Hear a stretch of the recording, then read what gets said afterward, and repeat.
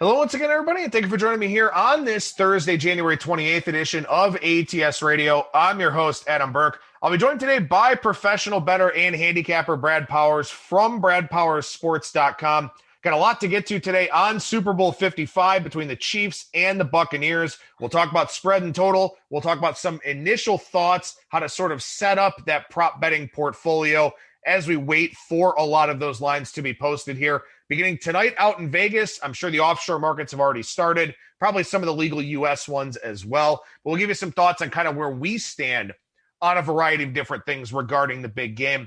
Then also chat some college basketball, take a look at a couple of games for tonight, and also talk about some advantages you could gather out there from kind of going against some of the stuff that's out there at KenPom, Torvik, Haslametrics, all those different kinds of places.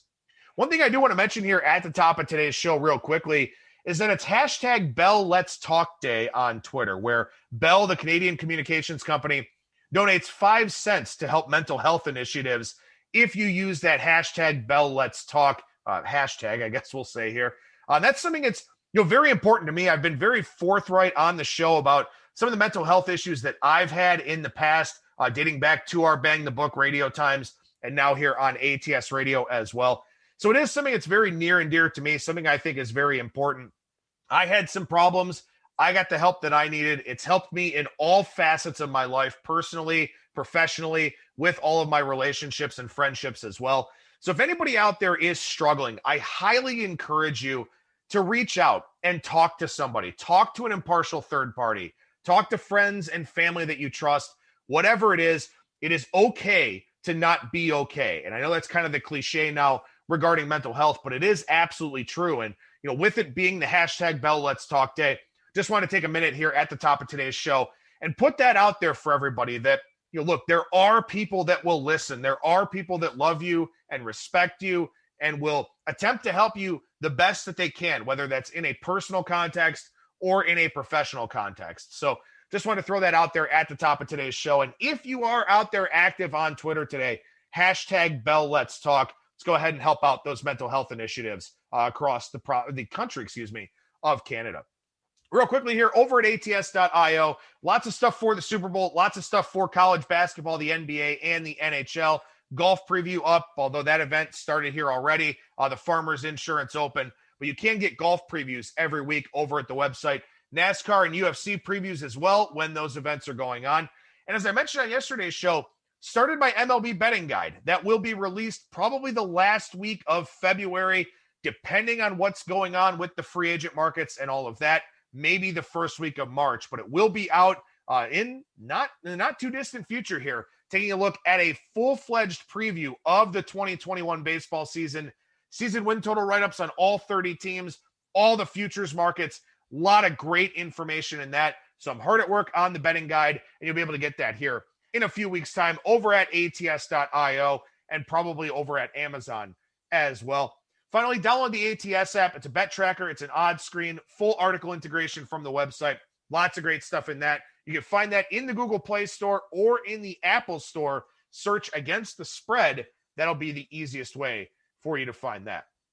With that, we bring in today's guest. That is professional bettor and handicapper Brad Powers from BradPowersSports.com. And Brad, how's it going today, man? Man, it's going well. How you doing on this fine Thursday? Doing well, buddy. Appreciate your time as always here, sir. And still the calm before the storm as far as Super Bowl 55 goes. The market settled in very nicely, very easily on Monday. Not a whole lot of movement here. 3 with extra juice, 3.5 with reduced juice is the side, with Kansas City, of course, favored. Total 56 or 56.5. Yeah, not a whole lot of movement since early on in the week. Yeah, and it should be. I think it's a really sharp number. Don't expect too much movement. Although, I do have some anticipation. If you're looking for context clues, at least from the last couple of games that these two teams have played, we've seen very, pro Tampa Bay money show up in the New Orleans and Green Bay games, specifically on the weekend, the Saturday and Sunday when the limits opened up. A lot of Tampa Bay money and a lot of, money coming in against Kansas City each of their last 2 games. So if you're looking to take a position, I'm not sure you're going to have 3.5 reduced juice with Tampa Bay. I don't think that's going to be available for you to make that kind of bet come the weekend, the next weekend. And the other anticipation that I expect is, look, it's the biggest event as far as betting individual game of the year, at least in America. People are one-time bettors, only going to bet one thing the entire year. They're going to want to bet Tampa Bay a little to win a lot. They're going to bet Tampa Bay on the money line. So maybe you get a little bit of a cheaper price than what you should on Kansas City if you're looking to get a little bit of a price discount, Kansas City on the money line because of all that Tampa Bay money that I expect to come in. Again, I haven't really taken a position yet. I don't expect it to move too much. I'm kind of waiting to get a little bit maybe of a possible cheaper number on Kansas City. I think you make an excellent point about the money line. That's something that's very important about the Super Bowl. And again, we've talked about this already on the show this week. The spread just really doesn't come into play a whole lot in the Super Bowl. Good point. It's been what, I think 11 straight Super Bowls where the spread just hasn't come into play at all. 2009, the last one where Pittsburgh won but failed to cover. So, look, and by the spread not mattering, of course, that means either the underdog wins outright or the favorite wins and covers. You don't have a lot of cases where the favorite wins and fails to cover in the Super Bowl. And, in a lot of instances, we do get that money on the underdog money line. And a lot of people will bet the favorite against the spread because they'll want to lay the minus 110 spread price instead of, whatever the money line price is. So that's an excellent point by you. Something definitely worth watching here as we go forward. I do want to sort of play devil's advocate, I guess, kind of throw this back at you. As you said, we've seen Tampa Bay money late on the weekend. And frankly, look, Tampa Bay got very fortunate that Drew Brees started to commit turnovers in the second half of that game. Yep. Kind of made that a much different game than it was for really the first two and a half quarters. And then last week, Tampa Bay won and obviously covered in the underdog role, but that wasn't a super impressive performance either. Brady throwing the 3 straight picks, Green Bay just not taking advantage. A lot of the narrative coming out of that game was that Green Bay lost it, not that Tampa Bay won it, with Rodgers missing Adams a couple of times, with the horrific defensive play call right before halftime, all that kind of thing. Maybe, if they don't kick the field goal and go for the touchdown, maybe the game's different. It was a lot of that. It was a lot of Green Bay lost, not Tampa Bay won. On the flip side, Kansas City finally won and covered and looked like the team they're supposed to in the process. So do you think that slows down some of that Tampa Bay money and some of that Tampa Bay sentiment here? It should. We'll see. I thought it would slow down Tampa Bay money as far as, everyone betting them against Green Bay. Cause I could take it back to the Washington game. I wasn't overly impressed with Tampa Bay in that game playing a backup quarterback. So, kudos. They've gotten here. They've won 3 straight games all on the road, but I haven't come away from any of those 3 games saying, oh my goodness, that this Tampa Bay team, they're a team that I have highly underrated. I continue to fade them and will again eventually, if I get the right number here in the Super Bowl. It should slow it down because I'll take it a step further on the Kansas City side. They were well on their way to looking like the team that they're supposed to be against Cleveland until the Mahomes injury. So that would have been 2 straight dominant performances. I talked on last week's show how dominant they've been in the box score in a lot of these games against winning teams. It hasn't always showed up as far as the scoreboard for whatever reason. They take the foot off the gas pedal, including the game against Tampa Bay earlier this season, where they just kicked the crap out of Tampa Bay in the first half and then just, played around a little bit in the second half. We get a focused Kansas City team. It's a Super Bowl. You should. They play up to their capabilities. I'll just say this. Both teams play an A game. I'm going to lay with Kansas City. It's just they've been a little more higher variance than obviously Tampa Bay. But, getting back to your question, it should stop it. If it was me and I had a big betting syndicate, we would try to make the line 3.5. Let's just put it that way. Yeah, I've not wavered on this position at all at any point this week. I like Kansas City. I played 3 at some extra juice earlier on in the week. I just, like you said, if you get an A game out of both of these teams, and the expectation is that we should, then yeah, this number is cheap on Kansas City to me. And this is one of those too where, we talk about sort of rewriting narratives. Tampa Bay beat one playoff team in the regular season. I mean, they were not a good team when they stepped up in class in the regular season. And okay, they've beaten 3 of them here in the playoffs. But again, turnovers played a big role against New Orleans. And Green Bay, I mean, okay, Tampa Bay got pressure on Aaron Rodgers. That was really the difference in that game. Green Bay had plenty of opportunities and didn't take advantage of really any of them. So, we're talking about a situation where Tampa Bay, they've beaten 3 playoff teams here, but as you said, have not been impressed with the body of work. And it's just, I don't think it stacks up against a team like Kansas City here in this one. With that being said, I want to go over to the total for a few minutes with you here, Brad. 56 with a little bit of overjuice in some places, 56.5 kind of at some of the more publicly tuned shops out there in the global markets. I think this total is fascinating for a variety of different reasons.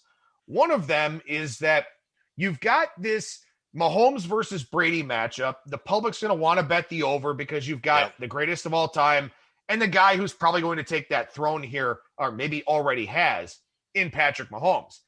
However, one of the things that I don't think is getting enough run about this game, and it should, and maybe it will next week as we go into a deeper dive of the game.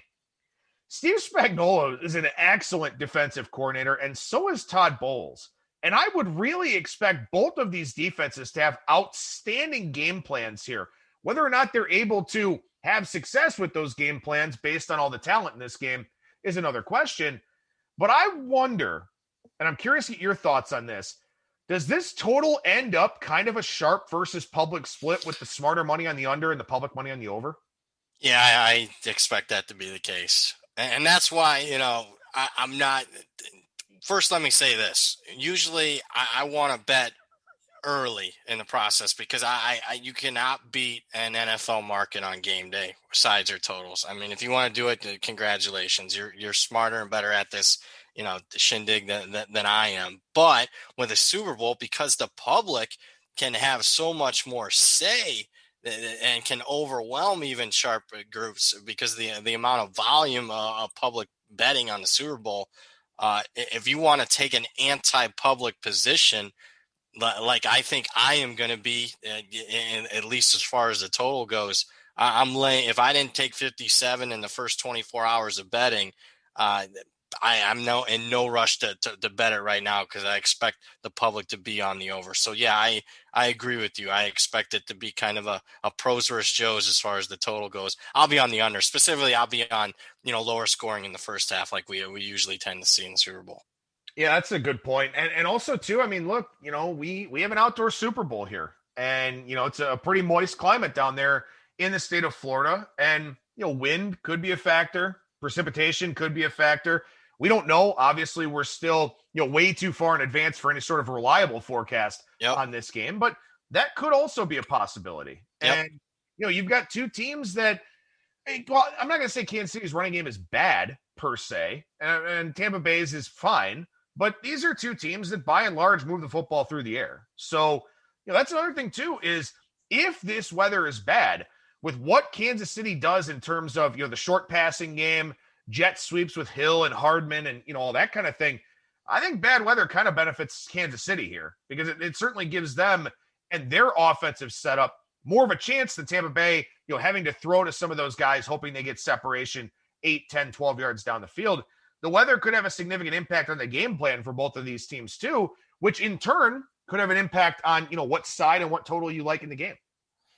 Certainly, and Kansas City's probably a little bit more adept at playing in bad conditions because, I mean, they played in it several times. The Kansas City's not an ideal place as far as outdoor conditions, and, I mean, they play in Denver. I think they played in the snow game earlier this year. Yeah, if you do have kind of a sloppy field, which, like you said, could be the case, at least it's greater than zero, unlike playing in a dome.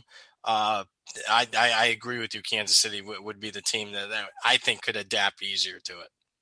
So we'll be able to dig even deeper on this game next week from a side and total standpoint as we start to get some more movement, kind of have the chance to read the tea leaves out there in the market. But a lot of props getting posted tonight, specifically out there in Las Vegas where you are. A lot of places will then kind of copy those numbers in a lot of other different markets. So a lot of props going up tonight and tomorrow. A lot of props will be added next week, including novelty props and stuff like that. We'll cover all the prop market stuff over at ats.io. I'll have individual articles for both teams, for the game, and of course for the novelty props as well.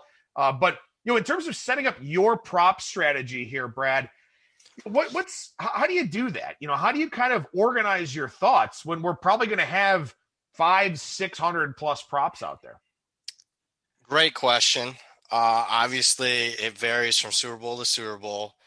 I can tell you the strategy that I do have that usually never changes on what I like to do. And this is kind of like, betting props 101 type of advice. I bet a lot of yes, no, or over under props. I don't worry about needle in the haystack, who's going to score first and whatever. Betting into 30% plus hold type of prop betting, similar to futures markets, unless I really feel like I have an edge, which I don't usually. So, that is my main focus as far as what I'm going to bet tonight when a lot of these open up.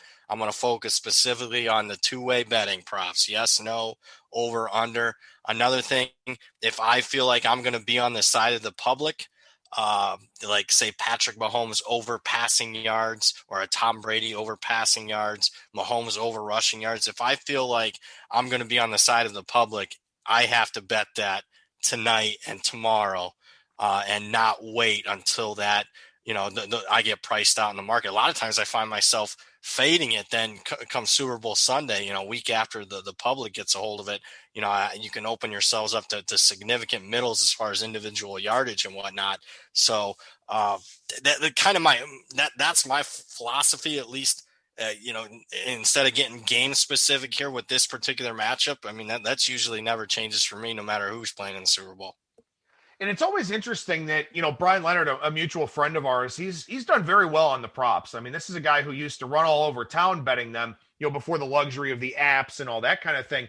And he always used to tell me, you want more minuses than pluses in terms of the vig that you're laying on these things. Yep. Because a lot of people are going to look at exactly what you said with regards to the Tampa Bay money line, bet a little to win a lot. People are going to look at, will there be a safety? Yes, no. People bet the yes because, it's 8 or 9 to 1 that there's a safety. Yep. And we've had one here, recently. I think we've had 3 straight years with one.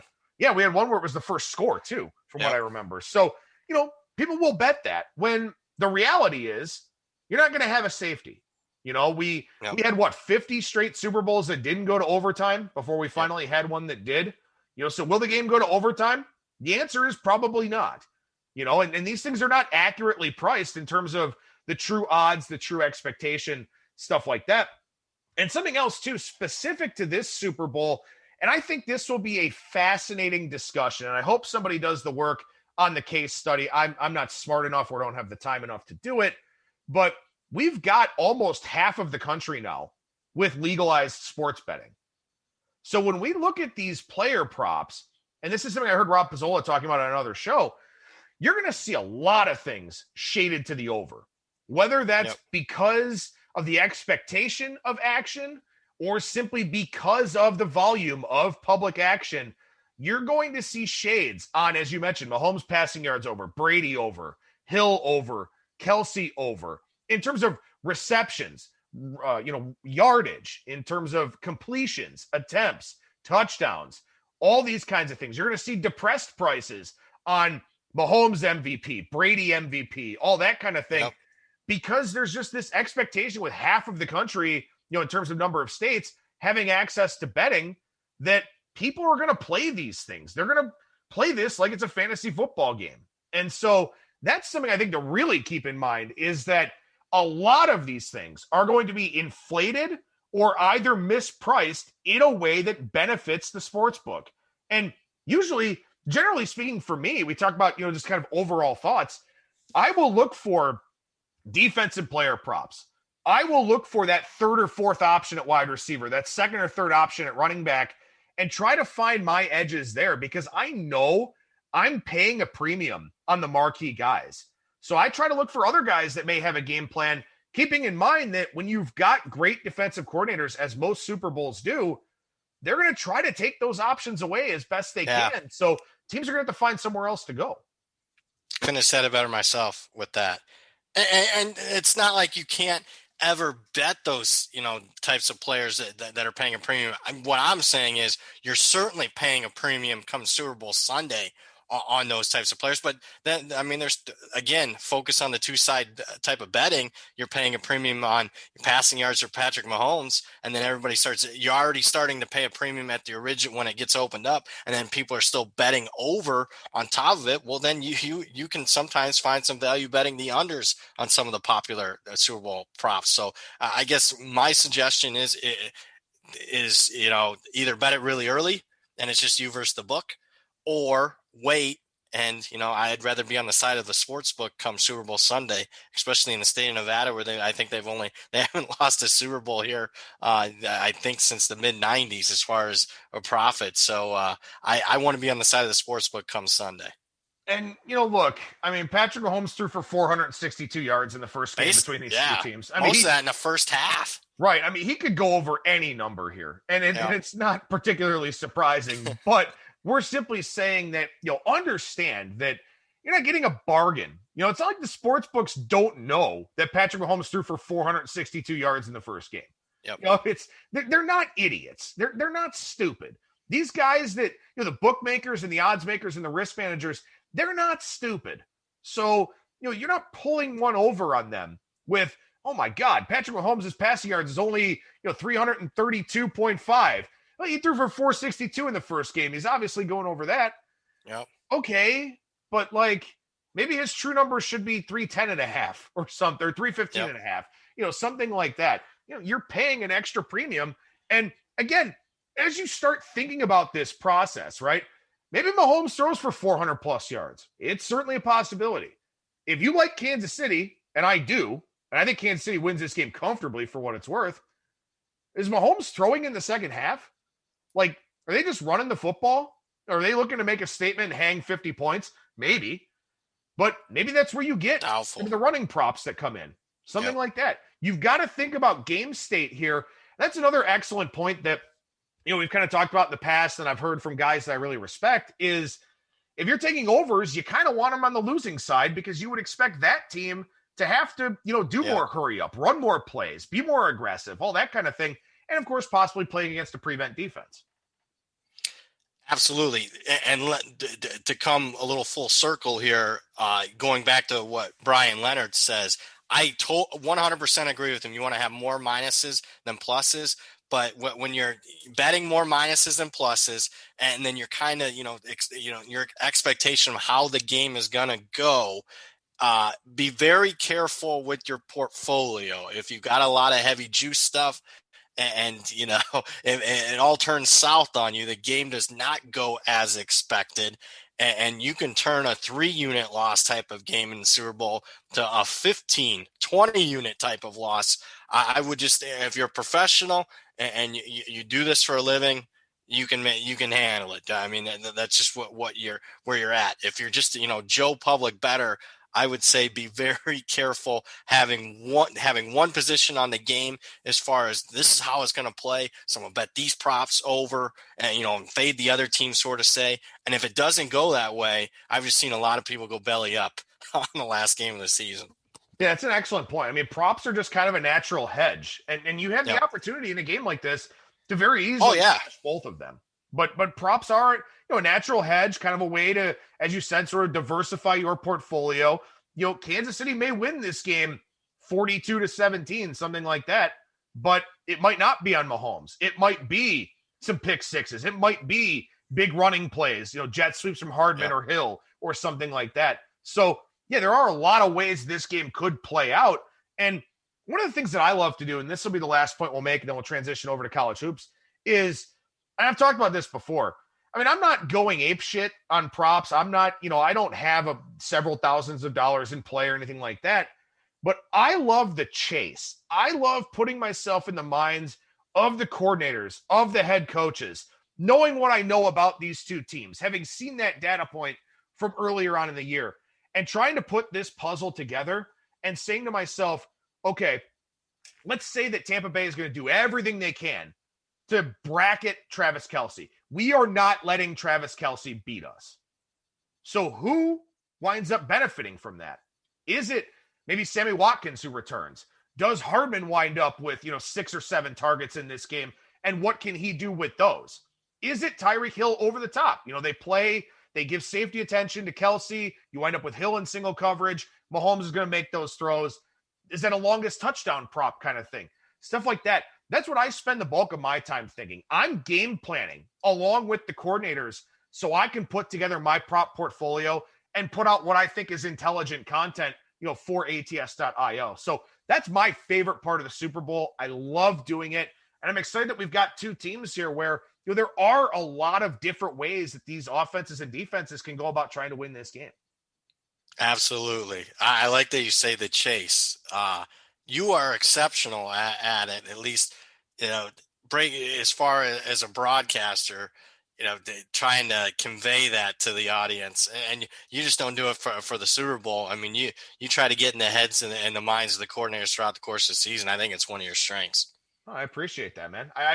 To me, it's the only way to do it. Like you said, you're going to have people that go, "Ooh, I like Kansas City. Mahomes over, check. Tyreek Hill anytime touchdown, check. Kelsey anytime touchdown, check. Kelsey over receptions, check. Hill over receptions, check." And it's probably not going to work that way. Maybe it does. No. But, they can't all go over unless, you get a 41-38 type of Super Bowl. Right. And maybe, and it can happen. It could happen. But again, I think that you really have to sort of whittle this down into, you got 2 weeks to prep for this game.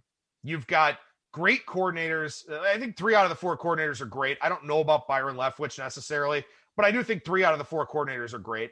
Andy Reid, a coordinator at quarterback. Yeah, that's a great point. That's an excellent point. I didn't really think too much about it. And of course, we've seen what Brady's been able to do in Super Bowls, and that was one of the fun things. And maybe Tampa Bay winds up being this same way. I used to love that in Patriots Super Bowls of which guy is Brady going to find the mismatch on? Because he always finds one of them. And man, I made a boatload on James White a few years ago in the Super Bowl, just in terms the Falcons. Just a massive game that he had. He cleared his receptions and reception yards, and frankly, it should have been the MVP probably, based on the stat line that he had. But that's another discussion that we'll talk about next week in terms of, if you do want to hit the MVP market, somebody has to have an extraordinary game to win it over a quarterback. Yeah, to say the least.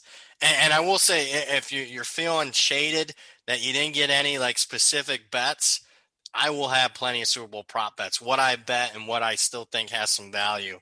A little teaser for those of you in the industry for next week. A little tease. I'll have plenty of them for you guys. I look forward to chatting with you and kind of finding out what your prop portfolio looks like. Not only after tonight, what you jump on early in the market, but also some of those things that you kind of weighed on, and something else too. And I guess we should talk about this. I do want to get to college basketball, but a lot of these U.S. facing sites now allow you to parlay props, and I think that there are some good opportunities to be had. But also, for people that are going to bet props with these U.S. sportsbooks that allow you to parlay them, look, it's all well and good if you win that lottery ticket that gets talked about on Twitter where you go 11 for 11 and turn your $3 into, 105 or whatever the case may be. Think about how many people don't go 11 for 11. Think about how you might go 9-2 on props. Your parlay ticket loses, but you would have made a good amount of money betting all of those individually. So, yeah, the lottery ticket thing is cool and fine and whatever, but also treat it like it is. It's like going to the convenience store down the street, playing the Mega Millions, playing the Powerball, playing the Classic Lotto, whatever the hell it is. But look, the last thing you want to do in this Super Bowl is go 9-2 on props and find a way to lose money doing it. So, yeah, it's cool. It's a great idea. And maybe you go viral on Twitter for 10 minutes. Awesome. You know what? Worry about the bottom line. And if you're going to go and play prop bets and you're going to like them, you can parlay them. That's fine. But make sure you play them individually if you really like them, because the last thing you want to do is have success on this game and still find a way losing money on it. Agree. Although, as a guy that won a lot of 3, 4, 5 team parlays in last year's Super Bowl, ridiculous amount. It was probably one of my biggest wins in gambling history for me personally. I wasn't betting them 10, the 10-1, but I think your chances of parlaying props and winning a 3-team, a 4-team, or a 5-team on a parlay, if everything lines up, I think your chances of winning, one of those in the Super Bowl is much greater than it would be, you're trying to win a 5-team parlay on an NFL side on a normal Sunday.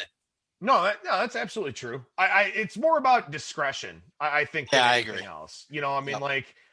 Don't have a huge prop day and then find a way to lose money because you were spraying all these parlays around. I agree. And people are going to want to do that thing where they'll put 5 props on a parlay with, some 12-1 or 20-1 shot for first touchdown. And it's just that I don't do. Again, when I'm parlaying, it's going to be a lot of, again, yes, no's. I want to bet over under second half to outscore first half type of things. I'm not going to tell you my strategy because I'm hoping to have another big payday this time around, but that's the type of things I'm looking for, not the needle in the haystack that is a parlay on a prop. Right. And again, I'm not going to sit here and tell you what to do with your bankroll. It's your bankroll, it's certainly up to your discretion, but like I said, I'm just trying to caution people that, if you got a lot of positions you want to make money on this thing. If you want to hit a jackpot, that's cool. And I hope that, some of our listeners do, but just, make sure that you're also doing so in a way that ensures that, you got a great chance at making money here on this game, because there is a great chance to make money on this game. And I think that it's really unique to this industry as a whole, where it is hard for the public to win. It is hard for the public to get line value, get out in front of numbers on a given college football week or on a college basketball night or something like that. But there is so much in play with the Super Bowl, with all of these props, all these things that are being offered. Even the most public, the most novice of bettors has the ability and the opportunity to find an edge with these props that are out there, because the books just can't hang a perfect number on everything. It's just never going to happen. Yep. So there are chances for bettors of all skill levels to make money on this game. And I hope that everybody has the chance to do that. And just to put it in perspective, just imagine a college football Saturday, instead of 50 games, you have 500 games, or a college basketball Saturday, instead of 100 games, you have 500 different ways to bet, 500 different games. So one of those 500 and many more than one, probably, 10 plus are going to be mispriced. Yeah, for sure. Definitely. No doubt about it. And we'll talk more about cross-sport props and individual props and all those kinds of things next week on the show with a variety of guests here. And also next week, we'll be recording our 1500th show between Bang the Book Radio and ATS Radio. Most of those with me. We used to have a college basketball podcast twice a week that didn't have me on it. But we're looking forward to, doing that 1500th show here on Super Bowl week. That should be a whole lot of fun. I believe it's next Wednesday's show. So that'll be something for you to look forward to. But Brad, with that, we transition over to the college basketball side of things here for a few minutes. And you and I had a nice long chat before we started recording here today. And we were talking about, some of the numbers that get posted out there in the market relative to what KenPom has. And without fail, the numbers, move towards what KenPom has, because he's got such a major influence here in the betting markets. But there are some things that you've kind of picked up on here recently that, sites like KenPom and Torvik with their projected scores and projected lines just aren't necessarily accounting for. Yeah, like any season, but obviously more so this year with players being out due to COVID. KenPom and the Bart Torviks of the world do a really good job. If everything's created equal, if it's just a normal game, everybody's playing, they have the advanced, obviously, analytics and everything going into their score projections. But if a player is questionable, if a player is out, a team has COVID issues, they don't handle that well. They can only scrape the data of the games that are played and basically project forward. They don't handle let's just say uncertainty very well. And you can take advantage of that in the marketplace. I'll give you a great example from last week.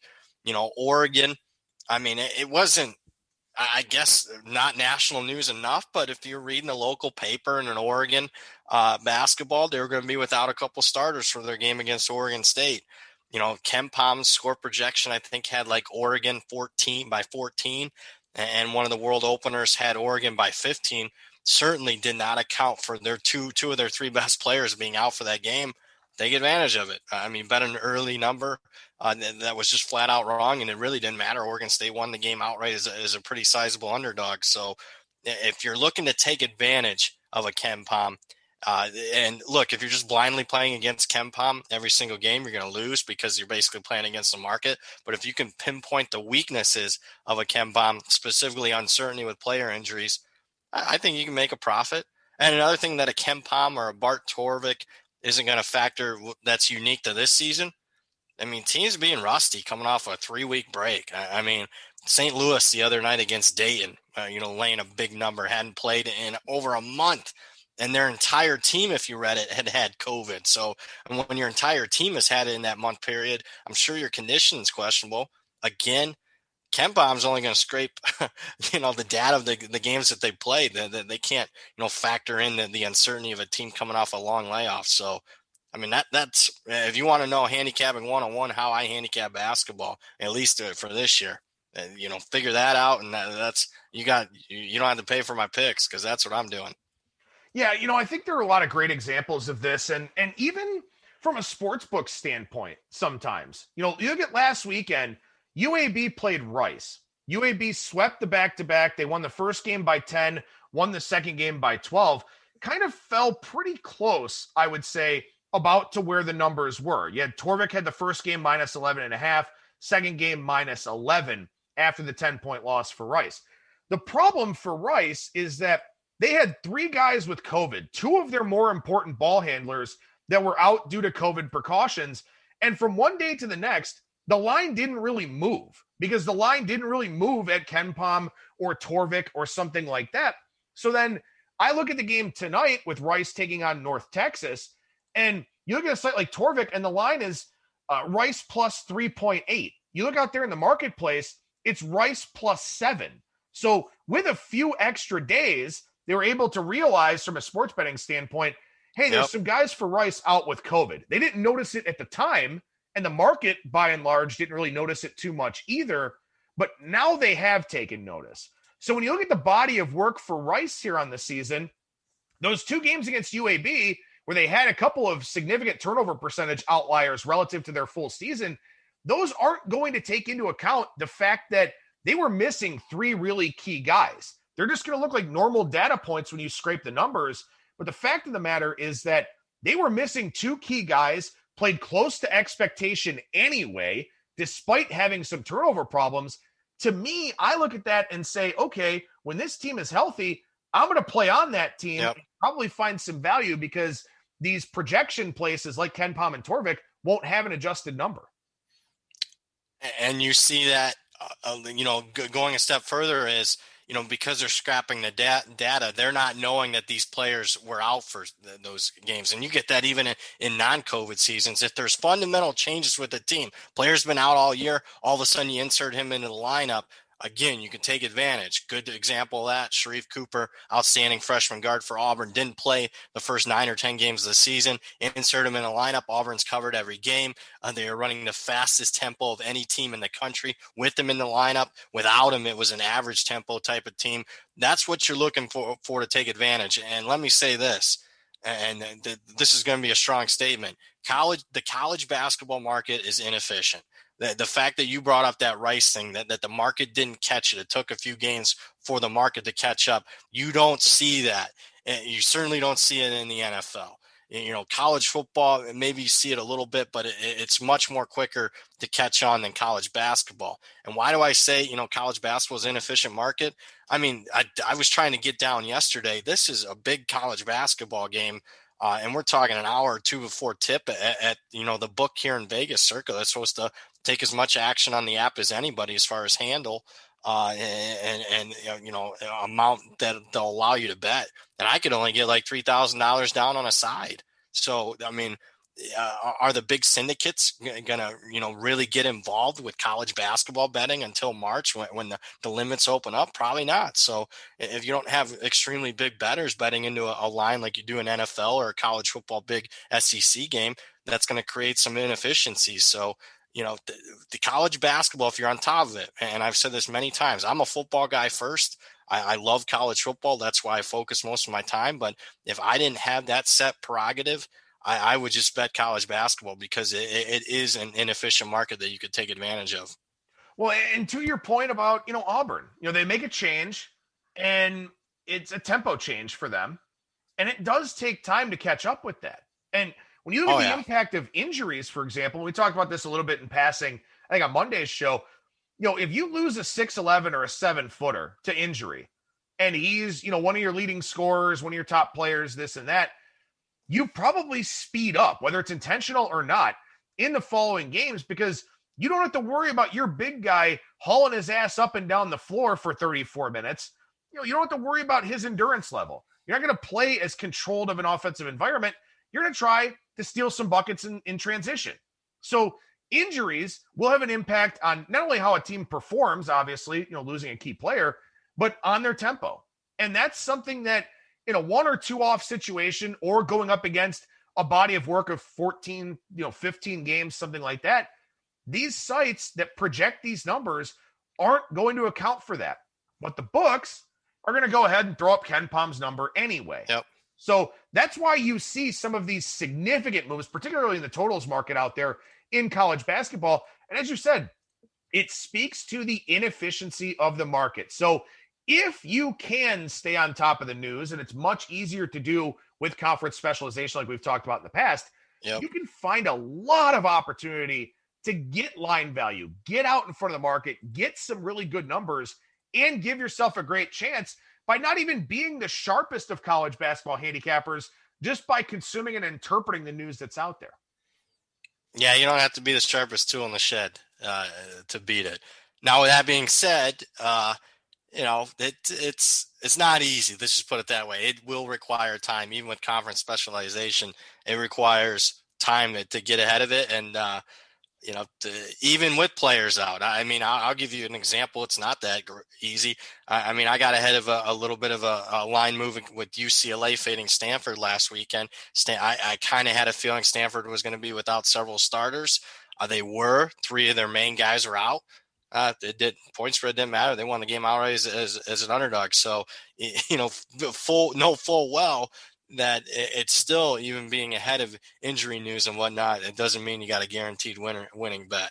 No, it's like you always say, it's not called winning, it's called gambling. And, teams do step up sometimes for a game or two when they lose a star player or a couple of star players, something like that. But then ultimately they kind of regress back to the level that we would expect. So it's one of the things I talked about in yesterday's show, where if you get something wrong on a team where you feel you got a good read, don't be afraid to come back and fade that team again. Maybe it's a school of hard knocks kind of lesson, and sometimes you're going to be wrong and you're going to lose multiple bets in a row on a team. But just because you got burned by something in one individual data point doesn't mean that's the new normal. So if you found something you thought was actionable enough, don't be afraid to come back on it again in the next game if that situation is still there. Absolutely. Another example for me is I lost my biggest college basketball bet of the year so far. It was on Auburn over. I seen a 2-game change with their dynamics of their tempo changing with Cooper at point guard. Sometimes I just need one game, but in this instance, I want to see a couple games. I saw the tempo change drastically for both of those games, so I fired away on the over. And what happened in the Auburn-Kentucky game, the two teams combined in the first 20 minutes of the game to shoot like 16%, not only lost, but embarrassingly lost in that game. However, what was I doing in Auburn's last game? Firing away in an over, because I still think there's value, and their team dynamic has changed so much that I can lose any bet, one single bet, but if you're asking me for a 5, 6, 7 game window, I feel like I can make some positive EV bets betting the over on Auburn games. Yeah, I think it's definitely a great lesson for everybody here on the college basketball side. And let's finish up with a couple of games that are on your radar here for tonight. And game 719, 720 is one of them. One we talked about on yesterday's show with Kiev O'Neill from the Odds Breakers. Michigan State and Rutgers. And this is one of those interesting situations unique to this 2020-21 season. Yeah, Michigan State not playing for 3 weeks, having some COVID issues. And let's be quite frank, not overly impressive to begin with as far as Michigan State, a team that, probably had borderline top 10 expectations at the start of the season.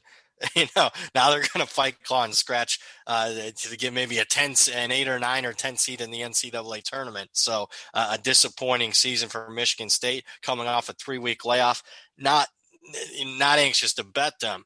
Rutgers, meanwhile, a team that really went through a rough patch, lost 5 consecutive games, didn't look good doing so, had players in and out of the lineup a little bit, some key guys, but finally got over the hump, broke through and got a big win over Indiana in their last game, one of their better performances here in a month.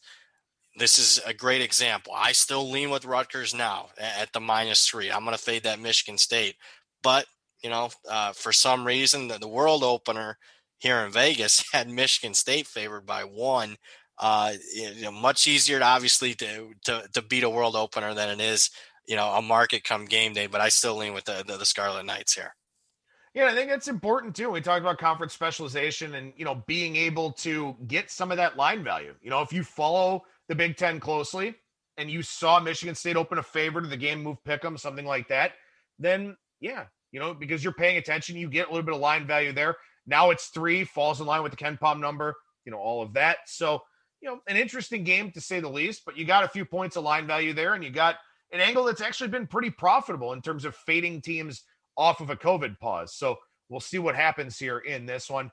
Another game that's on your radar for tonight in the AAC, 723, 724, Memphis and SMU. SMU favored by 4, 142.5, kind of the consensus total for that one. Yeah, so this brings up another unique thing that we're seeing, this season, particularly in college basketball, kind of an immediate rematch, not necessarily next day, but there was a 1-day off period between these two teams. It fits that with SMU losing the first game, but it's also how they lost the game. I mean, this was an SMU team that led the game by double digits in that game. And Memphis, in my opinion, was a little fortunate to get the win there. So a game that could have went either way. SMU was leading at least a majority of it early on. Back home, I expect SMU to be at least the right side in this one. To play devil's advocate, and it's always interesting to look at the box scores here. Memphis with 25 free throw attempts to 6 for SMU, but they only went 12 of 25 at the free throw line. So in theory, that's something you would expect to positively regress a little bit. Memphis is one of the bottom 10 teams in the country in free throw shooting. Yeah, there you go. See, that's the importance of, you look at a box score and you see something that happens, and then you go and either validate what happened, or you can look at it and say, okay, I don't expect that to happen again. So it's one 3-point shooting. You look for outliers. I do that. That's another staple of my handicapping. Especially with these back-to-backs, too. Yep. I mean... But I say that now, and my luck, Adam. Memphis is going to go 18 out of 20 from the free throw line tonight. Yeah, well, it's certainly a possibility. It could definitely sort of play out that way. But anything else on the college basketball side you want to touch on here before we sign off for the day? I'm really excited about the weekend on Saturday's card. And I know if you're listening to the show late, maybe you didn't get a chance to put a little, some pizza money down on those two tonight. But if you're looking at Saturday's card, you have that SEC Big 12 Challenge. And keep in mind, we didn't get a lot of non-conference play like we typically do in college basketball. We got some, but not a lot. I'm really looking forward to a lot of these matchups. Specifically, if you want one where I'm going to be betting the opener, I think it should come as no surprise if you heard me talk during this segment. I want Auburn, who is playing obviously one of the best teams in the country, maybe even the best now, Baylor, now that they've really exerted themselves. Auburn's going to be getting a big juicy number. Ken Pom projections have Baylor by 17. I'm here to tell you anything over 14. I like Auburn with Cooper, who's unbeaten against the spread with him in the lineup. And I'm also going to bet the over on that game because their fundamental change as far as tempo, I think, is going to create value on the overs, at least for the next few games as far as Auburn is concerned. That's not even one of the best matchups. I mean, you got Alabama and Oklahoma, Texas Tech, LSU, Kansas, Tennessee. The Kansas-Tennessee one I think is really interesting. Tennessee's been struggling. Kansas has been struggling. Man, a really important game there. So I like seeing some non-conference games between some big-time name opponents. Maybe I don't even profit off of it come Saturday, but I can take those and maybe profit off them, come March, that we have that, that data size, or use, conference versus conference there to get a little bit of a better understanding of the strength of both of these conferences. See, I think it's excellent that you bring that up, and I'm glad you did, because like you said, we don't have those non-conference data points. And generally speaking, when we used to get the bracket buster games or some of that stuff, like I always wondered about that from a spot standpoint for some of these teams to go from, playing in a really good conference to all of a sudden playing some non-conference game in some place you never go. I always wondered about some of those situational spots. But here this year, when you haven't had that chance to get that marquee non-conference win for seeding purposes, I think those games take on a much different dynamic here with, everything else taking on a different dynamic in this college basketball season. But I think those now become games that have more importance to these teams than they traditionally would. And keep in mind, another thing I want to drive home big time, and I'm sad that it just, it came in my thought process. This will be one of the biggest college basketball betting weekends, probably the biggest one we've had all year. Why? No football. I mean, unless you're going to count the Senior Bowl and whatnot. And I will say this, I think I'm going to find some value, and I'm going to tweet it out. I think I'm going to find some value in the Senior Bowl, but this will be the first time that the public isn't betting, an NFL playoff game or a college football bowl game or whatnot. This will be the first time a lot of people, novice Joe Q bettors, are dipping their toe in the college basketball market. And that'll be something to see if if you're going to be paying a premium on a very public team, a Gonzaga, Baylor, or some of your blue bloods this weekend. Look for that. I seem to find that every time in the week off between the NFC, AFC championship games and the Super Bowl, I see a lot more public influence in the college basketball market than what I've seen, obviously, in December and January. Oh, that's an excellent point. Definitely a great point. I got to ask, speaking of this weekend, are you disappointed that there's no Pro Bowl? No. And again, I'll let you know, I'm finding that I can't believe that, they're allowing betting on the Senior Bowl, and I've been following the practices. I got a little degen in me as far as betting, and obviously it probably hurts my bottom line, but not disappointed as far as the Pro Bowl, but certainly you're going to bet a football game this weekend, believe it or not. Well, speaking of football stuff, I know all the talk is on the Super Bowl, but over on your Twitter account, at Brad Powers and the number 7, I know your mind's always on college football. You've been taking a look at some strength of schedule stuff now that some of the conference schedules have come out. So Brad Powers never sleeps on college football. No, we've been looking. I don't have the strength of schedule set because I don't have my power rating set on this year's teams, but I do find it, I'll just throw out one. This is even before I'm going to tweet it out. One that I found today, looking at the ACC schedules, Boston College's strength of schedule, I don't even care what I make adjustments to as far as who they're going to play. I mean, they play by far the easiest schedule in the ACC this year, and I'll make a bold statement. Boston College will win more games this season than at any season they've had in over a decade. So, I mean, you're almost going back to the Matty Ryan era, the last time Boston College is going to win 8 or 9 games and maybe even more in a regular season. So that's one little nugget I found out breaking down schedules at least this morning. Well, like I said, you can get a lot of good information over on Brad's Twitter page at Brad Powers and the number 7, but also over at the website, bradpowersports.com. Yep, college basketball and football. The early renewal price. If you want to check out both college football and the NFL, and you're covered through next year's Super Bowl, it's $69. That's my newsletter. It's emailed to you monthly during the off season. You'll get season win totals and whatnot in the off season, and then also weekly during the season. Every single game, right up on every single football game, college and pro. That's $69. You want my daily college basketball picks and write ups? You can also check that out at bradpowersports.com. And like we said, Brad Powers and the number 7 on Twitter. Brad, always a pleasure, man. Thank you so much for joining me. Been a lot of fun on today's show, as it always is, and we'll talk to you again next week. Sounds good, man. Thanks for having me on. There you go. There's professional bettor and handicapper Brad Powers from bradpowersports.com, at Brad Powers and the number 7 on Twitter. Coming up on our Friday edition of ATS Radio, we're going to chat with the man, Dave Sharapan, at Sportsbook Consig on Twitter. We're going to talk with him about his past experiences booking the Super Bowl, about all of the prop madness, and of course, we'll get his thoughts on the game as well. So really looking forward to that Friday show here to actually finish out the month of January on ATS Radio. That'll do it for me. Thank you so much for listening, everybody, and I will talk to you again tomorrow.